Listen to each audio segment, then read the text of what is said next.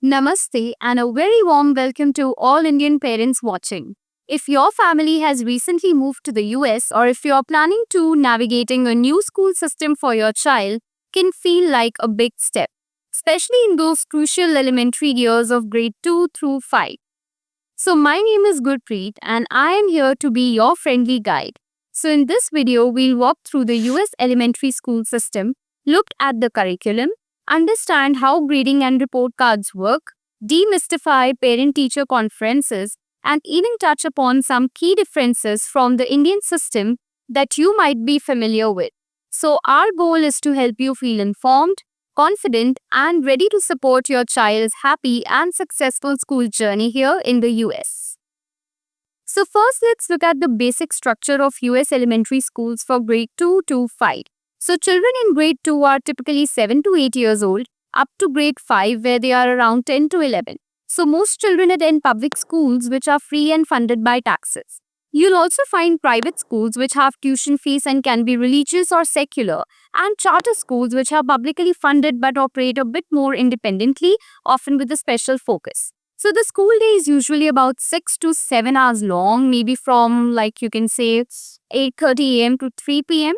So the school year typically runs from August or September to May or June, which might be different from the April to March cycle in many Indian schools. So your child will have a homeroom teacher who teaches most core subjects and is your main point of contact. They'll also have specialist teachers for subjects like art, music, physical education, and library. So, what will your child be learning in grades 2 to 5? So, the core subjects are English Language Arts, that is the ELA, which includes reading, writing, spelling, grammar, mathematics, covering number sense, operations, fractions, and problem solving. Science, exploring life, earth, and physical sciences, often through hands on activities, and social studies, which involves community, geography, and US history basics. You might notice a strong emphasis on critical thinking, creativity, and collaboration. So, teachers often use group projects and inquiry based learning to help children explore topics deeply. Now, this might feel different if you are used to a system with more focus on lectures and memorization, though the Indian system is also evolving with the new education policy.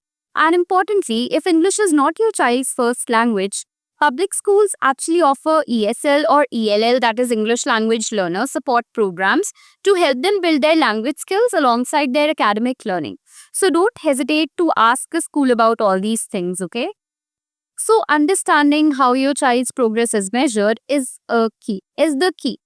US schools use various assessment methods. You'll see ongoing checks like classwork and short quizzes, as well as bigger tests or projects at the end of a unit. Homework in these grades is generally for practice and reinforcement and might seem less in volume compared to some Indian schools. Standardized tests, usually starting in grade 3 for English and math, are used to see how students and schools are doing compared to state standards. Now, grading scales can vary. Some schools use traditional letter grades like A, B, and C, while others use, we can say, standards-based grading. So this means that they assess your child's mastery of specific skills, perhaps using terms like meet standard or a 4-3-2-1 scale. This is different from the percentage or mark system common in India, so it's good to ask the teacher for clarification if it's required. Now, report cards are usually issued a few times in a year, like quarterly or by trimester. Now, they provide a holistic review, overall view, including academic grades, and often comments on effort, work habits, and social skills. Now, parent-teacher conferences or PTCs, they are cornerstone of the parent-teacher partnership in the US schools. These meetings, typically once or twice a year for about 15 to 30 minutes, are a two-way conversation about your child's progress academically, socially, and emotionally. So it's a chance to discuss their strengths and areas where they might need more support. So how can you prepare? You have to review your child's recent work and report card. So think about any questions that you have about their learning, friendships, or classroom behavior. It's also helpful to share insights about your child from home, their interests, how they learn best, or any concerns. So don't be shy about asking for clarification on anything that you don't understand about in the US system. If language is the barrier, schools can arrange for a translator then. So understanding these new educational terms and curriculum details can sometimes feel like learning a new language itself. If you find your child needs a little extra help navigating special subjects like math or English, language arts within the US system, or perhaps in bridging any learning gaps from a different curriculum, Wisdomy is here to help. Our one-on-one online tutors are experienced with the US curriculum for grades 2 to 5 and can provide personalized support to your child's needs. So just feel free to explore this with a free trial class because it's a great way to see if it's a good fit for your family. So the link is given in the description below. You can just have a look at it.